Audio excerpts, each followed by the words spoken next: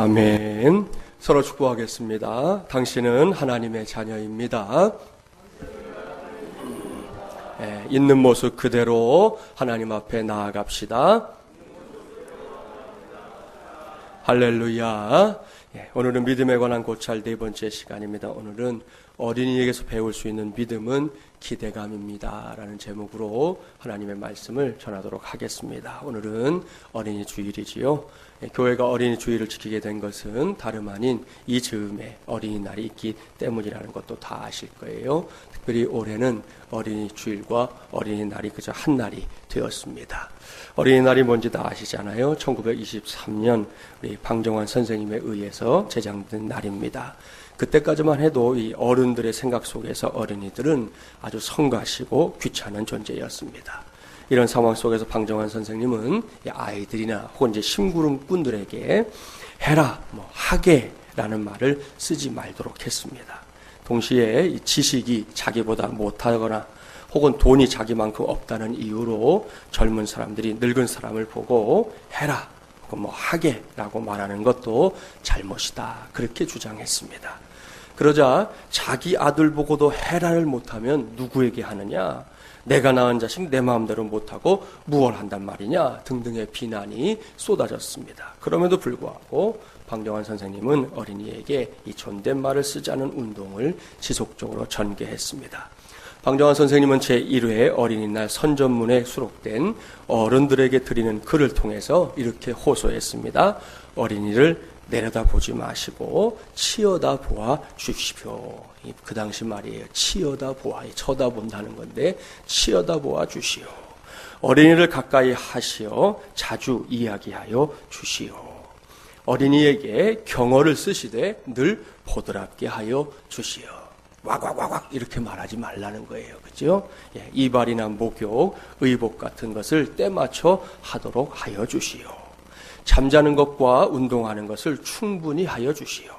산보와 원족, 소풍입니다. 소풍 같은 것을 가끔 시켜 주시오. 어린이들을 책망하실 때에는 쉽게 성만 내지 마시고 자세히 다일러 주시오. 어린이들이 서로 모여 즐겁게 놀만한 놀이터와 기관 같은 것을 지어 주시오. 그 오래전에 벌써 이런 생각을 한 거예요, 이분이. 마지막으로 대우주의 뇌신경의 말초는 늙은이에게 있지 아니하고 젊은이에게도 있지 아니하고 오직 어린이에게만 있는 것을 늘 생각하여 주시오. 그렇게 말했습니다. 같은 선전문에 실린 이번에 이제 어린 동무에게라는 글에서는 어린이들에게 이렇게 호소했습니다. 이분은 새벽을 좋아하는 분인 것 같아요. 돋는 해와 지는 해를 반드시 보기로 합시다. 그리고 어른에게는 물론이고 당신들끼리도 어린이들끼리도 서로 존대하기로 합시다. 뒷간이나 담벼락에 글씨를 쓰거나 그림 같은 것을 그리지 말기로 합시다. 낙서들을 많이 했던 모양이죠.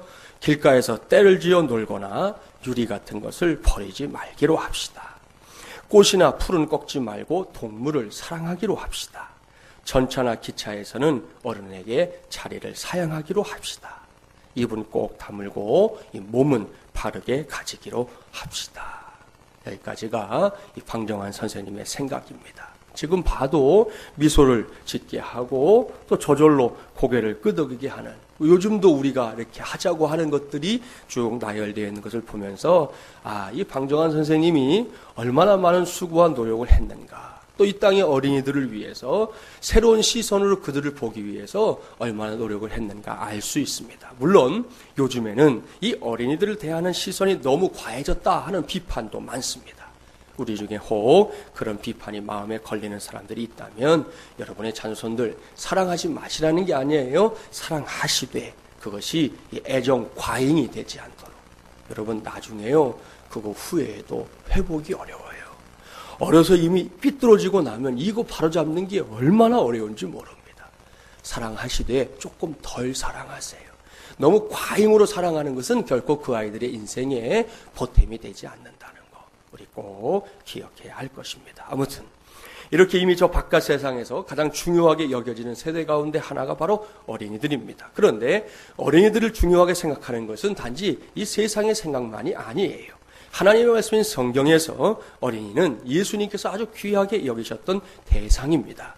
예수님께서는 어린이들이 자기 곁에 가까이 오는 것을 매우 좋아하셨습니다. 어린이 한 사람 한 사람을 축복해 주는 것도 매우 좋아하셨습니다. 더군다나 종종 어른들에게 하나님의 나라와 그 복음을 설명하기 위해 이 어린이들을 비유의 대상으로 삼기도 하셨습니다. 이러한 예수님의 가르침에 힘입어 교회는 매년 5월 첫 번째 주일을 어린이 주일로 지키고 있는 것입니다. 오늘은 바로 그런 관점에서 하나님의 말씀을 전하려고 합니다. 오늘 우리에게 주신 말씀 매우 낯익은 말씀이지요. 먼저 본문 말씀 속으로 들어가 보겠습니다. 본문 1절과 2절 함께 공독해 볼까요? 1절 2절입니다. 그 후에 예수께서 디베라의 갈릴리 바다 건너편으로 가심에 큰 무리가 따르니 이는 병자들에게 행하시는 표적을 보았음이라. 아멘. 여기서 우리는 갈릴리 바다 주변을 오가시면서 많은 무리들을 말씀으로 가르치고 있는 예수님을 보게 되고요. 또한 그들을 만나서 그들에게 표적을 행하시는 예수님의 모습을 확인할 수 있습니다. 그 모습을 한번 여러분의 머릿속에 그려보십시오. 그래서 상상만 해도 신바람 나는 일이지 않습니까? 여기서 꼭 기억하세요. 하나님을 믿고 사는 삶은 결코 예사로운 삶이 아닙니다. 그렇습니다. 하나님을 믿고 하나님을 가까이 하는 삶에는 분명코, 정말입니다. 분명코 신비로운 은혜가 있습니다.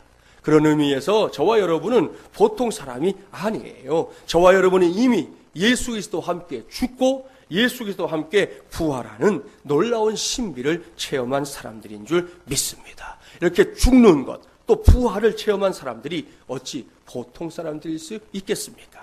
이러한 사실을 확실하게 믿을 수 있는 저와 여러분, 우리 마주모이란 가족들 되기를 주님의 이름으로 축복합니다. 조금 전에 봉독한 말씀도 동일한 사실을 증거합니다. 공생애의 삶을 살고 있는 예수님께서 갈릴리 바다 이쪽과 저쪽 동네에 들어가서 하나님의 나라와 관한 메시지를 전하고 있습니다. 그 과정에서 많은 사람들이 신비로운 은혜를 체험했습니다. 병자들의 경우에는 예수님께서 행하시는 표적을 통해 고침을 받는 역사들이 일어났지요.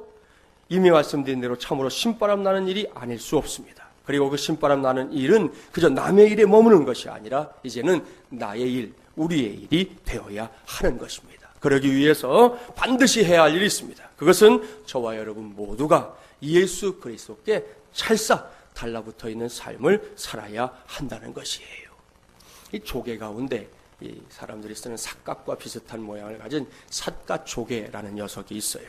이 녀석은 이 바위나 혹은 이 배 밑창에 붙어 사는 조개인데요. 이 녀석이 얼마나 대단한 녀석인지 아십니까? 이 녀석이 붙어 있는 이 바위가 있잖아요. 이 바위 그 자체를 깰 수는 있어도 거기에 붙어 있는 삿갓 조개를 떼어낼 수가 없다는 거예요. 그러니까 그 힘이 천하장사 저리 가라인 것입니다. 그래서 과학자들이 삿갓 조개가 이렇게 강하게 붙어 있는 이유가 뭐냐 연구했어요. 다른 조개들도 그런 성향은 있지만 그래도 떼어내면 떼어내지는데 이 삿갓 조개 녀석은 도무지 뗄 수가 없는 거예요. 그래서 연구를 했더니 과학자들의 말은 이것이에요. 그중에 으뜸의 이유가 있는데 그것은 삿갓 조개가 오랫동안 이 파도와 싸웠다는 사실에 있다는 것입니다. 바다에서 일어나는 이 파도의 힘은 시속 500km의 엄청난 바람과 비슷하다는 것입니다. 이렇게 강한 파도 속에서 오랜 세월을 견디는 동안 삿갓 조개는 바위와 아주 한 몸처럼 밀착되어 버려서 나중에는 이것을 떼려고 해도 뗄 수 없는 그런 사이가 되어버린 것이라는 거예요. 사랑하는 마주모예랑 가족 여러분, 여기에 저와 여러분이 예수님께 찰싹 달라붙어 있는 삶을 통해 반드시 승리를 이룰 수밖에 없는 확실한 이유가 있습니다. 우리는 종종 원치 않는 인생의 풍랑을 만납니다. 정말이지 꿈에도 그런 거 원한 적 없습니다. 그런데요, 그 풍랑들이 마냥 우리의 삶에서 부정적인 역할만 하는 것은 아닙니다. 도리어 우리는 그러한 인생의 이 거센 풍랑을 통해 예수님께 붙어 사는 법을 배우게 될 때가 참 많습니다. 사망의 음침한 골짜기를 통과하는 것이 결코 유쾌한 경험일 수 없지만 그런 과정을 통해 목자이신 주님께 붙어 사는 삶을 새롭게 터득하게 된다는 말씀이에요. 다윗이 시편 23편에서 고백하지 않습니까? 내가 사망의 음침한 골짜기로 다닐지라도 해를 두려워하지 않을 것은 주께서 나와 함께 하심이라. 할렐루야. 이것이 바로 우리가 붙잡고 있는 믿음의 유익입니다.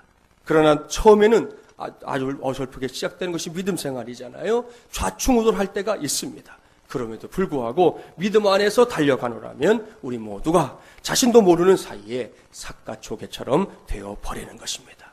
골짜기에 불어오는 어떤 거센 바람에도 꿈쩍하지 않고 예수님께 단단하게 붙어있게 되는 놀라운 신비를 체험하게 된다는 말씀이에요.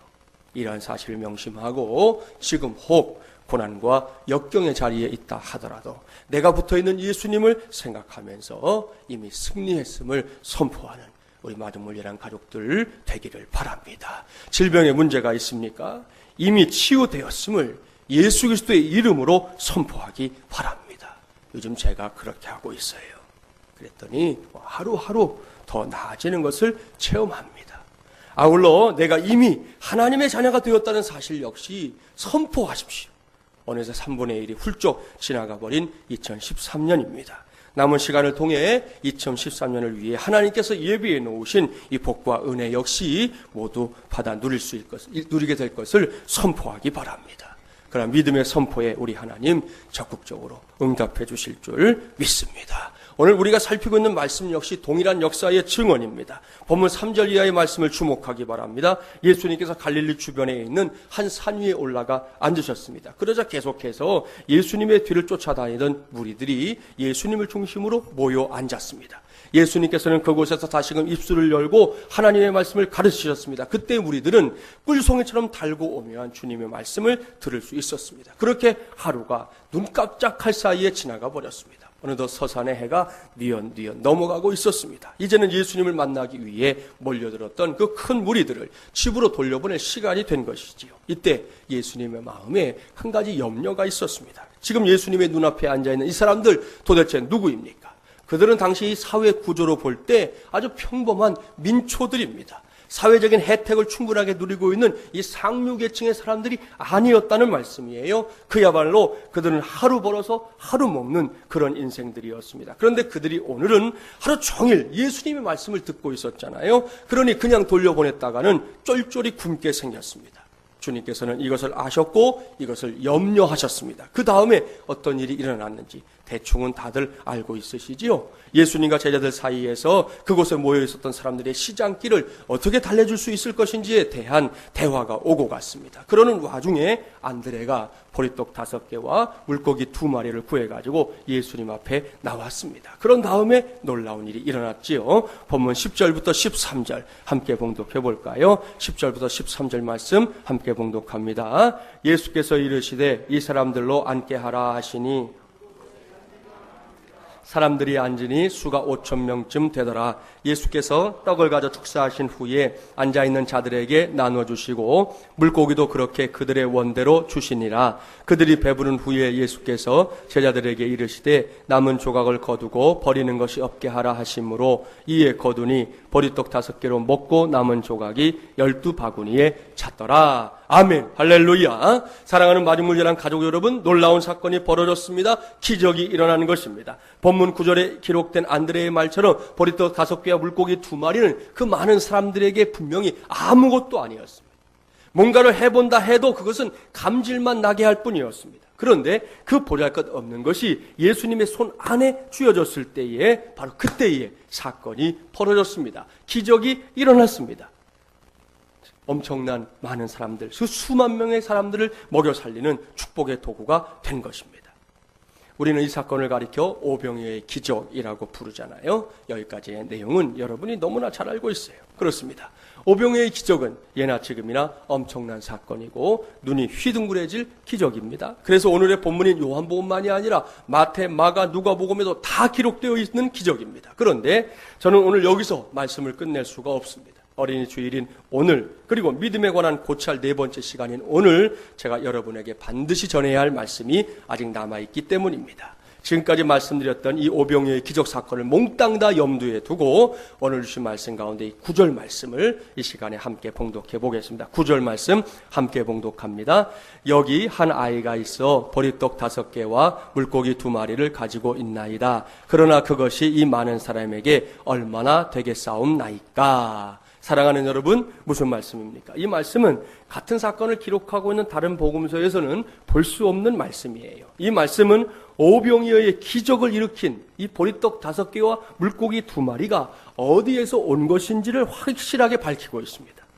이미 말씀드린 대로 예수님께서는 그곳에 모여 있었던 무리들의 이 시장길을 해결해주고 싶었습니다. 그때 빌립은 이 문제를 숫자적인 계산으로만 해결하려고 했습니다. 하지만 안드레는 달랐습니다. 그는 우선 발품을 팔았어요.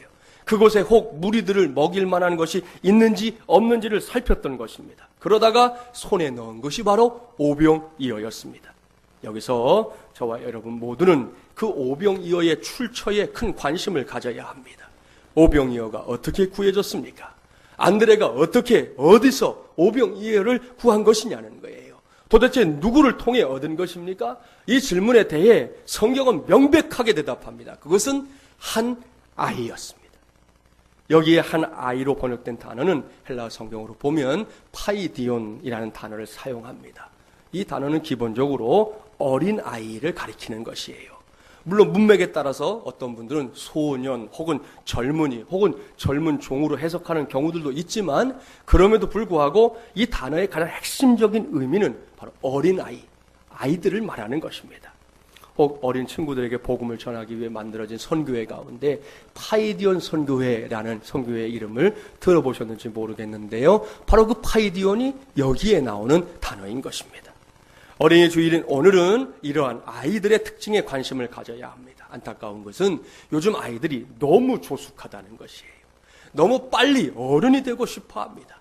어차피 때가 되면 다 될 터인데 빨리 어른이 되고 싶어서 어른 흉내내는 애들이 요즘 세상에 너무 많아서 그게 참 걱정거리예요. 그럼에도 불구하고 어린이들은 다음 시대를 짊어지고 나갈 꿈나무들입니다. 오늘 본문에서 만나게 되는 한 아이도 그런 아이지요. 그리고 안드레가 예수님의 손에 올려드린 오병이어는 바로 그 어린 아이에게서 나온 것입니다. 이것은 보통 일이 아닙니다. 성경에 써져 있으니까 그냥 쓱 보고 가지 마세요. 물론 어른들의 입장에서 본다면 그저 그런 일일 수 있습니다. 하지만 당시에 이 오병이어를 갖고 있었던 사람이 어린이였고 그 어린이가 오병이어를 기꺼이 내어놓을 수 있었다는 것은 정말로 보통 일이 아닙니다. 왠지 아십니까? 어린이들에게 있어서 먹거리는 예나 지금이나 종종 목숨처럼 더 여겨지기, 목숨보다 더 귀하게 여겨질 때가 많기 때문이에요. 멀리도 말고 우리 유아유치부 예배 시간에 만날 수 있는 우리 교회 친구들을 대상으로 오늘 한번 해보세요. 자기 아빠나 엄마 외에는 아예 관심이 없는 녀석들이 있습니다. 그야말로 요즘 말로 이 차도남, 차도녀 같은 친구들이 있어요. 차가운 도시 남자, 차가운 도시 여자 같은 아이들이 우리 유아유치부에 있다고요. 이런 친구들은 그야말로 잘생겼습니다. 그리고 예쁘게 생겼습니다. 그래서 성도들이 그런 친구들의 관심을 받고 싶어가지고요, 안달을 합니다. 인사를 한번 받는다든지, 아는 척 한번 해준다든지, 이렇게 쓰다듬어 주면 피하지 않고 좋아한다든지, 이런 것들을 기대합니다. 그런데요, 해보세요. 오늘 차도남이나 차도녀에게는 이게 쉽지 않아요. 노력하지만 잘 안 돼요. 얼마나 찬바람이 쌩쌩 부는지 모릅니다. 시베리아 냉기도 아마 그거보다 날지 몰라요. 정말이지 이 말 한마디 붙이기가 어려운 녀석들이 몇 있어요. 그런데 이런 친구들에게 제일 잘 통하는 것이 뭐냐? 단연 마이쮸예요. 마이쮸. 제가 오늘도 준비했잖아요. 이것만 있으면 하여튼 통해. 이 녀석들이 아무리 차도남 차도녀도 이거 딱 내밀면 금방 희죽희죽하고 아는 척도 하고 인사 안 하던 놈 인사도 하고 그런다고요. 그래요. 그 밖에도 이 친구들이 좋아하는 먹을 거리 이렇게 주면 태도가 고쳐지잖아요. 그런데 그렇게 아이들의 손에 들어간 것을 다시금 이제 빼앗아 보십시오. 여러분이 그 친구들보다 힘이 세니까 금방 뺏을 것 같으시지요? 착각이에요. 그렇게 했다가는 곧 제3차 세계대전이 발발합니다. 금방이라도 천정이 내려앉을 정도로 울어댈 것입니다. 빨리 내 거 내놓으라고 고래고래 소리를 지를 것입니다. 그러나 안 그러나 궁금하십니까? 궁금하면 500원 내지 말고 오늘 한번 해보시라는 거예요. 제가 말한 것보다 아마도 더 리얼할 체험들을 하게 될 것입니다. 이런 것이 바로 어린 친구들의 보편적인 모습이에요. 그렇기 때문에 그 친구들의 손에 한번 들어갔던 것을 조금이라도 얻어먹는 것은 정말이지 너무나 어려운 일입니다. 그 앞에서 뭐 체면이고 뭐고 다 내던지고 갖은 아양과 알랑방귀를 뀌어야, 그것도 좀 많이 뀌어야 조금, 아주 조금 얻어먹을 수 있습니다. 그런데 본문에 나오는 이 아이를 보시라는 거예요. 이 아이는 아마도 도시락으로 준비해 온 것 같은 오병이어 전부를 예수님께 내어놓고 있습니다. 그게 놀라운 점이라는 거예요. 그리고 오늘은 저와 여러분 모두가 바로 이 대목에 주목해야 합니다. 한번 생각해 보세요. 사실 내 것을 누군가에게 내어준다는 거 쉬운 일 아닙니다. 특히 어린이들의 입장에서 볼 때 먹을 것을 빼앗긴다는 것은 결코 있을 수 없는 일. 형제들끼리도요 봐주지 않아요. 빼앗아가 보세요. 아주 그날은 박 터지게 싸우는 거예요.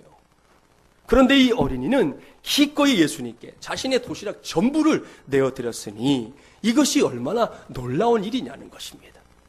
여기서 우리는 더 깊이 생각해 봐야 합니다. 이 어린이가 무엇 때문에 오병이어를 선뜻 내놓았을까? 안드레가 우거지상을 쓰면서 껌을 짝짝 씹어대면서 야, 너 이거 내놓지 않으면 오늘 이 자리에서 죽는다 라고 말했기 때문일까요? 아닙니다. 여기서 제가 찾은 대답이 있어요. 그것은 이 아이에게 바로 기대감이 있었기 때문이라는 것입니다. 그렇다면 그것은 무슨 기대감입니까? 그것은 나의 오병이어가 예수님의 손안에 들어가면 도대체 어떻게 될까? 이 많은 사람들이 있는 이 자리에서 예수님이 지금 먹을 걸 찾고 계시는데 내가 가지고 있는 것은 고작 오병이어밖에 없지만 이것이 예수님의 손안에 들어가면 과연 어떻게 될까? 무슨 일이 일어날까? 라는 그런 기대감이 바로 이 아이에게 있었다는 것입니다. 이런 관점에서 본다면 아마도 이 아이는 그동안 예수님의 말씀을 많이 들었던 아이인 것 같아요. 그러니 이 아이가 어떤 아이가 되었을까요? 로마서 10장 17절 말씀으로 이 질문에 대한 해답을 찾을 수 있습니다. 그러므로 믿음은 들음에서 나며 들음은 그리스도의 말씀으로 말미암았느니라. 아멘. 바로 이 말씀을 통해 오늘 주신 말씀, 특별히 이 아이를 들여다보기 바랍니다. 어린이든 어른이든 관계없이 그 속에서 믿음이 생기고 자라고 자리를 잡게 되는 유일한 방법이 있습니다. 그것은 예수 그리스도의 말씀을 귀 기울여 듣는 것입니다. 그러면 제일 먼저 믿음이 생깁니다.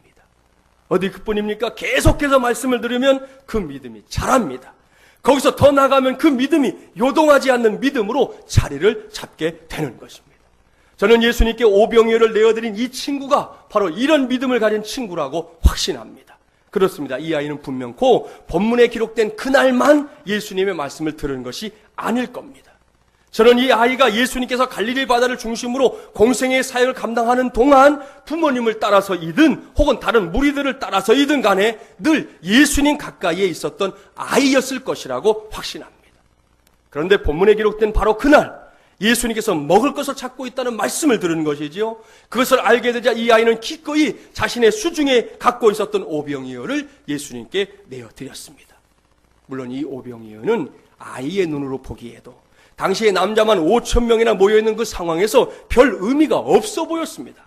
하지만 그것은 어디까지나 오병이어가 내 손에 들려 있었을 때의 일입니다. 이 아이는 오병이어가 자신의 손을 떠나 예수님의 손에 들어가면 그 다음에는 반드시 뭔가 일이 일어날 것이라고 믿었습니다. 그랬기 때문에 기꺼이 오병이어를 내놓을 수 있었던 거예요. 사랑하는 마중물예랑 가족 여러분, 이것이 바로 어린 아이들이 공통적으로 갖고 있는 기대감입니다. 그리고 그 기대감은 2013년도 부활의 계절을 살아가고 있는 우리 속에도 하나님께서 심기를 원하시는 믿음의 씨앗인 줄 믿습니다. 여기서 잠시 저와 여러분 모두가 어린 시절로 돌아가 봤으면 좋겠습니다. 기대감이 무엇인지 아시죠? 사전적인 정의를 보면 어떤 일이 이루어지기를 바라고 기다리는 심정이라고 말하고 있습니다. 이것이 기대감이에요. 그래서 우리는 이런 기대감을 때로는 흥분된 마음, 때로는 두근두근거리는 심정으로 이해할 때가 많습니다. 그렇다면 그런 마음을 가졌던 때가 언제입니까? 여러분과 제가 스스로에게 물어보자는 거예요. 내 안에 그런 마음을 가졌던 때가 언제인가? 어린 시절로 돌아가 보면 소풍을 갈 때 그것도 학교 근처가 아닌 좀 먼 곳으로 소풍을 가게 될 때가 가장 대표적입니다. 그것이 소풍에 가서 먹을 것 때문이든 아니면 집을 떠나 좀 멀리 간다는 해방감 때문이든 간에 소풍을 앞두고 밤잠을 못 이뤘던 경험들 다 있을 겁니다. 이런 것이 바로 기대감이지요. 다음은 생일이나 성탄절 같은 때에 선물을 받게 될 생각에 빠졌을 때도 있을 거예요. 부모님이나 친구들이 어떤 선물을 줄지 그 기대감 때문에 마음이 들떠서 하루 종일 아무것도 하지 못했던 그런 경험들을 떠올려 볼 수도 있을 겁니다. 그 밖에도 이런저런 것들에 대한 기대감 때문에 마음이 들뜨거나 쿵덕거리는 경험 한 적이 있을 것이에요. 그러한 경험에 근거해서 어린이 주일인 오늘 제 자신과 여러분에게 묻겠습니다. 지금도 그런 마음이 저와 여러분 속에 있습니까? 진지하게 물어보세요. 혹 세월이 흘러가고 세파에 휩쓸려 이렇게 저렇게 살아가다 보니 어느샌가 그런 기대감은 온데간데 없고 그저 별 의미 없이 하루하루를 쳇바퀴 돌도 살고 있는 것은 아닙니까? 오늘이라는 시간마저도 어제와 다를 바 없는 단순하게 반복되는 시간처럼 여기면서 죽지 못해 사는 것이라고 말하고 있는 것은 아닙니까? 믿음 생활 한다고 하는데 아무런 감동도 아무런 기쁨도 아무런 기대도 없이 그저 때가 되면 한 번쯤 교회에 올라왔다 가는 것으로 우리의 신앙생활의 전부를 다 가름하려고 하는 것은 아닙니까? 이래서는 안 된다는 것이에요. 이렇게 사는 것은 결코 하나님의 주목을 받지 못합니다. 따라서 오늘 우리는 선택해야 합니다. 어린이 주일을 맞이한 바로 오늘 그 어린이들에게서 기대감이라는 이 믿음의 표현을 적극적으로 배우는 것, 그것을 선택할 수 있게 되기를 바랍니다. 이것이 바로 오늘 우리가 깊이 고찰해야 할 우리 믿음의 본질이에요. 요즘 매주 목요일에 모이는 마음기도회에서 이 기도회만 하는 게 아니고 예배 훈련을 함께 하고 있거든요. 최근에 그곳에서 나누고 있는 핵심 주제가 바로 이 기대감입니다.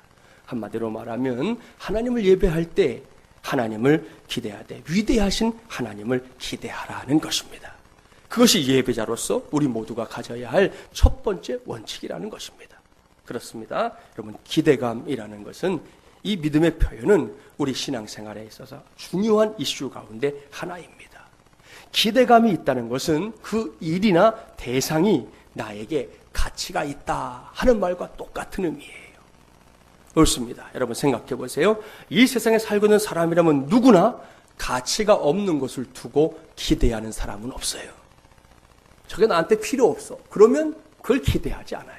저건 나와 상관없어. 그러면 거기에 기대감을 거는 사람이 없다는 것이에요.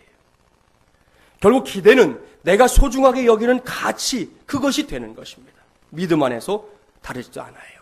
내가 하나님을 기대한다는 게 뭐겠어요? 하나님께서 바로 내 인생에 있어서 최고의 가치가 된다는 말과 똑같은 말입니다. 그렇기 때문에 하나님을 깊이 체험하면 체험할수록 하나님을 향한 기대감은 더욱 커져가는 것입니다. 무슨 말입니까? 하나님을 체험하는 삶을 통해 다음에는 옳거니 또 다음에는 옳거니 그 다음에는 또 그 다음에는 이렇게 늘 기대하게 된다는 것이죠. 이것이 바로 우리 모두가 누려야 할 은혜 중에 은혜입니다. 현대 선교의 아버지로 꼽히는 윌리엄 캐리는 이러한 사실을 굳게 믿었습니다. 그래서 그는 복음의 불모지였던 인도를 향해 항해하면서 배 위에서 이렇게 외쳤습니다. 하나님으로부터 위대한 일을 기대하라. 하나님을 위해 위대한 일을 시도하라. 할렐루야. 이제 말씀을 마무리합니다. 지금까지 전했던 말씀의 관점에서 우리의 믿음을 정의해 보려고 합니다. 한번 따라서 해보실까요? 믿음이란 오늘도 하나님께서 나를 위해 무엇을 하실 것인가를 기대하는 것이다. 할렐루야. 그렇습니다, 여러분. 이것이 바로 우리가 붙잡아야 할 믿음이에요. 여기서 말씀드리는 기대가 무엇인지 아시죠?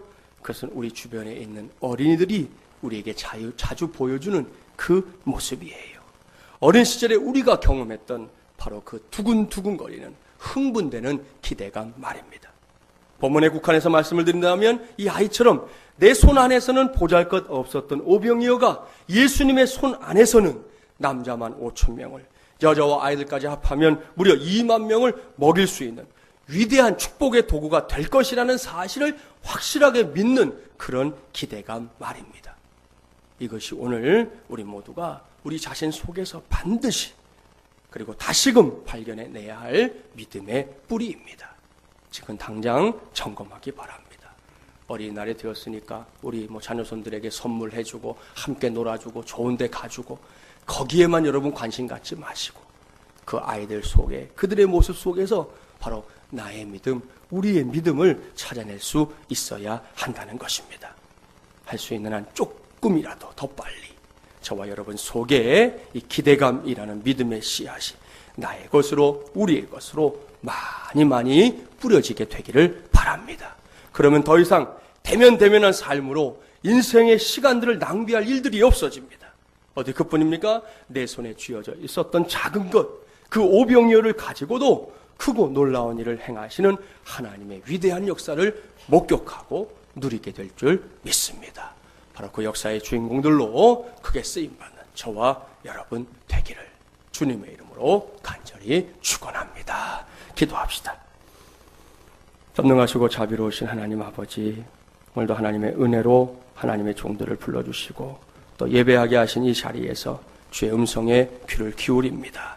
우리는 계속해서 믿음에 관한 고찰을 이어가고 있습니다. 오늘은 어린이날이기도 하고 어린이 주일이기도 합니다.